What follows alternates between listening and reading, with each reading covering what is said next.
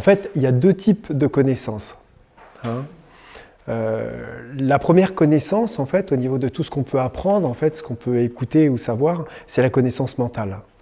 Tout ça est important, on va dire, d'un certain point de vue, pour une connaissance assez globale en fait de la vie, par rapport à donner un sens à certaines choses, à essayer de comprendre des choses et à maintenir un certain espace de compréhension dans ce qu'on est venu faire là et dans comment se passent les choses. Cette connaissance mentale, elle va aider à nous rassurer, en fait. Hein. Elle va aider, d'un certain point de vue, à nous permettre, quelque part, de pouvoir donner un sens à certaines choses qu'on est en train de vivre, hein, et à certaines choses sur lesquelles on n'a pas d'explication et peu de personnes ont des explications. Vous voyez, hein. Donc ça, c'est vraiment en fait la connaissance mentale. Elle est aussi importante qu'elle est aussi bloquante et sclérosante aussi pour pouvoir vivre les expériences et pouvoir vivre ce qu'on a besoin de vivre au quotidien. Vous voyez ? Parce que la chose, ce n'est pas en fait d'accumuler énormément de connaissances. Hein. C'est important en fait et la théorie doit faire partie autant que la pratique. Hein. Vous voyez ? Mais s'il y avait une chose à choisir entre la pratique et la théorie, on va dire, connaissante, eh ben, ce serait la pratique. Vous voyez ? Et l'expérience. Hein. Parce que la connaissance nous rassure, mais elle ne nous permet pas de vivre. Hein. Et aucun grand intellectuel, philosophe ou autre, hein, n'a réussi à être heureux, hein, avec son bagage, on va dire, du mental supérieur, hein, et toutes ses idées, toutes ses formes pensées, aussi structurées qu'elles soient, ne lui ont jamais permis, en tout cas, de trouver le bonheur là-dedans. L'ont pu lui offrir des portes ou des possibilités de compréhension pour trouver des techniques et des possibilités de pouvoir grandir, hein, et de trouver on va dire même une compréhension à certains espaces ou à certaines expériences. Vous voyez ? La deuxième connaissance, hein, c'est la connaissance du cœur, la connaissance spontanée. Hein. Cette connaissance-là, en fait, ce n'est pas une connaissance qui est, on va dire, sujette à une certaine pioche, on va dire, hein, dans des compréhensions qu'on a déjà eues, dans des interactions, dans des conditionnements ou des schémas, hein, qui sont tout faits ou qui nous ont été, on va dire, offerts et qu'on a pris comme ça tout fait. Cette connaissance, en fait, spontanée, c'est une connaissance qui vient directement, hein, des profondeurs de notre présence, hein, et qui ne s'accumule pas ou souvent très peu, en fait, dans les mémoires de notre corps mental. Vous voyez ? C'est généralement ça, et j'ai remarqué, en fait, chez des maîtres spirituels, cette connaissance qu'ils ont, qui est souvent spontanée, c'est une connaissance dans laquelle ils ne sont même pas capables de se souvenir de ce qu'ils ont dit. Vous voyez ? C'est-à-dire qu'en fait, on leur pose une question sur quelque chose qui est véritablement profond, la réponse sort tout de suite et tout de suite dit, hein, et automatiquement, ils ne sont pas capables, si on leur redemandait en fait, de réexpliquer ou de redire ou de se rebrancher dessus, de réexpliquer pourquoi ils ont dit ça, pourquoi c'est venu comme ça, pourquoi ça a été dit comme ça, etc. etc. Hein. Généralement, notre intuition est une sorte de connaissance spontanée des choses. Généralement, on a tendance à la brider, hein, assez souvent, on va dire, justement à cause du mental, justement de la connaissance, ça ne serait pas possible, mais non, c'est quand même pas ça, etc., etc. Donc on met une quantité, on va dire, de couches, hein, pour généralement nous empêcher, on va dire, de pouvoir vivre ou d'expérimenter, on va dire, cette connaissance. Vous savez, généralement, les personnes qui canalisent, hein, les guides, je vous dirais en fait d'expérience, hein, de ce que moi j'ai pu voir, on va dire des personnes qui canalisent, généralement il y en a très peu qui canalisent vraiment des êtres extérieurs. Vous voyez ? La plupart canalisent leur présence. Ce qu'ils canalisent est très bien, hein, mais généralement c'est une montée en vibration et une relation avec des espaces plus hauts de leur conscience. Hein, vous voyez ? Et en fait c'est assez rare de voir des personnes qui canalisent vraiment, spécifiquement des êtres très particuliers. Hein, il y en a, hein, bien sûr, hein, mais en fait c'est plus rare que ce qu'on imagine. Plein de gens pensent canaliser ceci, cela, etc. Mais quand on regarde vraiment mécaniquement ce qui se passe, les gens canalisent plus souvent leur présence. Ce qui est en définitive beaucoup plus sain, hein, puisque comme ça au moins on se branche sur soi, hein, sur notre vraie connaissance. Hein. Et il y a beaucoup de gens qui naturellement, je veux dire quand elles sont vraiment dans le cœur, elles sont vraiment alignées, elles sont dans le moment présent, eh ben, vont dire des choses, vous voyez, naturelles en fait. Et c'est cette connaissance spontanée, cette canalisation quelque part spontanée est un état naturel en fait de la conscience. Hein. On ne devrait pas avoir emmagasiné une quantité de choses ou de bardas pour avoir à réfléchir à ce qu'on a à dire, pour avoir à dire des choses qui sont sensées. Vous voyez ? Je me souviens d'une femme qui est une amie en fait maintenant, qui vit en Inde, et c'est une femme en fait qui qui est pour ma part, en fait, qui a un état de réalisation qui est splendide, hein, avec qui je communique et que je vois de temps en temps, et qui habite en Inde. Et c'est une femme qui a vécu avec Mère et Sri Aurobindo depuis qu'elle est petite. En fait, quand elle était petite, elle a même reçu le darshan de Sri Aurobindo et Mère quand ils étaient vivants. Et elle a vécu auprès de la Mère, en fait, en tant que personne proche, hein. Et quand je vais la voir en Inde, je vais lui dire bonjour comme ça. Et il y a une énergie qui est tellement énorme que voilà, moi je suis toujours après sur une autre planète en fait quand je suis à côté d'elle. Et elle a la particularité, enfin en tout cas peut-être que c'est qu'avec moi, hein, je ne sais pas, ou peut-être avec tout le monde, mais bon en tout cas j'ai mon expérience à moi, c'est qu'elle ne répond, je n'ai pas à lui poser de questions, aucune question. Généralement je ne lui en pose pas. Je m'assois à côté d'elle. Donc je rentre dans la salle, on se dit bonjour, on se donne quelques nouvelles, et au bout d'un moment, on se tait tous les deux. Je ne parle pas, je me mets juste à côté d'elle en méditation, et d'un seul coup, elle commence, et elle répond à toutes mes questions, un à un. Et ça dure des fois 1 heure, une demi-heure, des fois plus ça, 2 heures. Mais toutes mes questions, c'est-à-dire principalement le moindre détail, un petit souci, un problème intime, n'importe quoi, hop, tout de suite, elle me le dit et elle me donne la réponse à tout. Et à un moment, elle s'arrête et elle me regarde, satisfaite,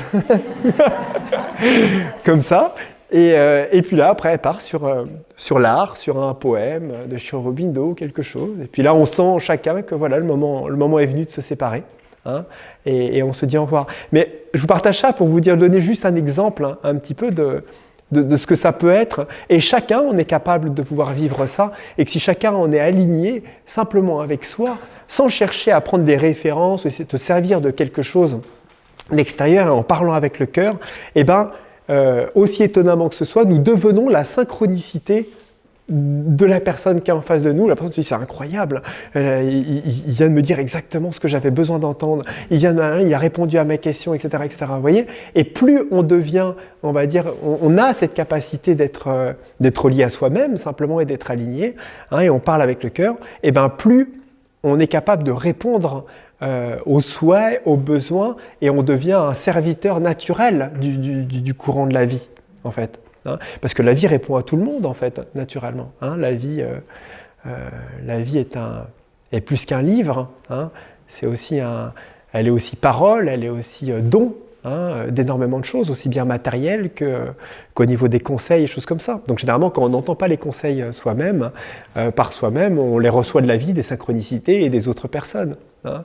Il y a des personnes qui ont leur petite technique, elles se branchent, elles prient 5 minutes, elles se disent j'ai besoin mais ça marche, hein, j'ai besoin d'un conseil, hop, ils prennent la station radio et elles disent voilà, je vais allumer la radio pour juste voilà, quelques secondes, et ce que je vais entendre va être la réponse à ma question sur ce que je dois faire, est-ce que c'est bien, hein, et voilà, et elles attendent un petit peu. Là c'est le moment, comme une pioche de cartes, c'est comme si on tire des cartes, hein, et tac, elles allument la radio, et là, elles font 3 stations ou 4 stations, et elles éteignent. Et sur les 4 paroles qu'elles ont entendues, etc.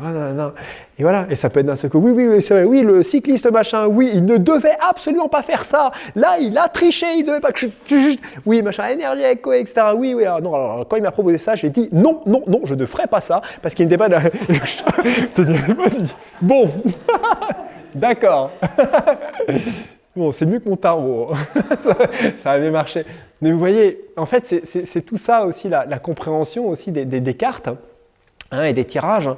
Les cartes ne sont qu'un support, en définitive, d'une relation qu'on a, en fait, avec la conscience de l'univers. Vous voyez, c'est pas quelque chose qui est spécifique, qui est quelque chose qui est, on va dire, je ne veux pas dire borné à un rôle ou quoi que ce soit, mais tout nous répond, absolument tout.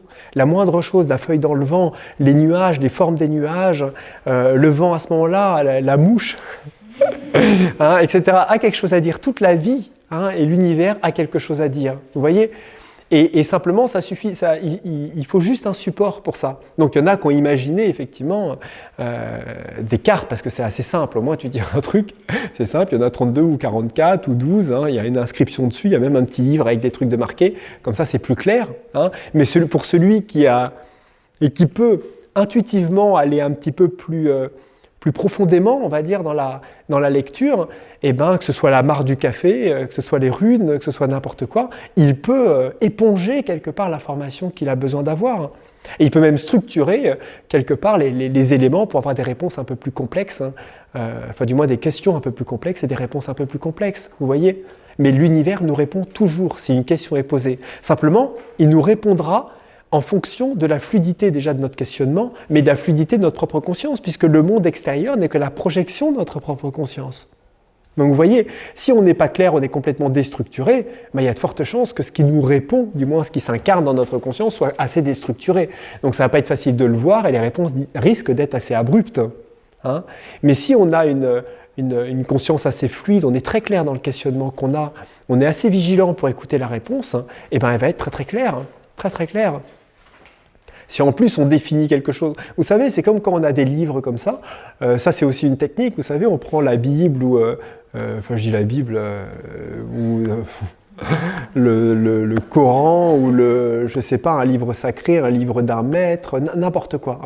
Je disais la Bible au début simplement pour avoir l'image, du moins un peu schématique, du livre sacré, hein, dans lequel il y a des choses et des vrais conseils, du moins, qui peuvent être donnés. Vous voyez ? Et simplement, le matin, vous prenez votre livre, et puis vous vous branchez, vous avez vraiment un questionnement, donc c'est là que c'est intéressant et assez important quand même de se réaligner, hein, de monter en vibration, de prendre le livre, et ensuite de dire, voilà, quel serait le conseil pour cette journée ? Qu'est-ce qui serait juste ? Qu'est-ce que j'ai besoin d'apprendre peut-être et d'être vigilant aujourd'hui ? Est-ce qu'il y a quelque chose qui peut m'être donné un petit peu pour cette journée-là ? Et vous prenez la main et le doigt, et hop, vous ouvrez le livre, vous ouvrez la page, et vous lisez la page. Et généralement, ce qui est intéressant, c'est qu'on peut se rendre compte qu'effectivement, la journée, effectivement, était complètement en lien avec le conseil qui a été donné, et sur la thématique, hein, qui a été partagée, du moins qui a été connectée à ce moment-là, un petit peu dans le livre. Vous voyez, hein ? Donc l'univers nous répond.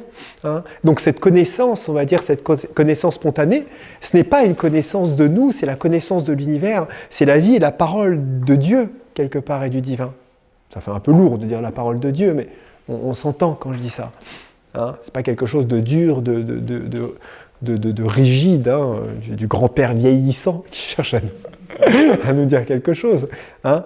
Mais c'est un courant relativement fluide et dynamique qui nous traverse tous, hein, et avec laquelle, effectivement, on n'a pas à s'embarrasser d'une quantité de connaissances, de choses comme ça, parce que ce qu'on a besoin d'avoir et ce qu'on a besoin de recevoir nous est donné naturellement à partir du moment où on est dans l'état dans lequel on peut recevoir ça. Hein ? Vous voyez ? Hein ? Donc ça, c'est quelque chose qui est important.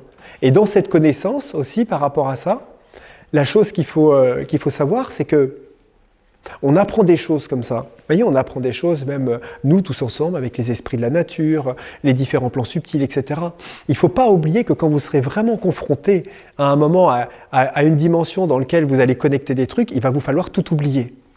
Hein, et vous allez vous rendre compte que l'expérience, vous allez être obligé véritablement de vous abandonner en fait, à l'expérience et oublier ce qui aurait été appris. Hein. Et c'est pour ça que les techniques, là, vont être un petit peu importantes pour vraiment vous laisser aller dans la pratique. D'accord ?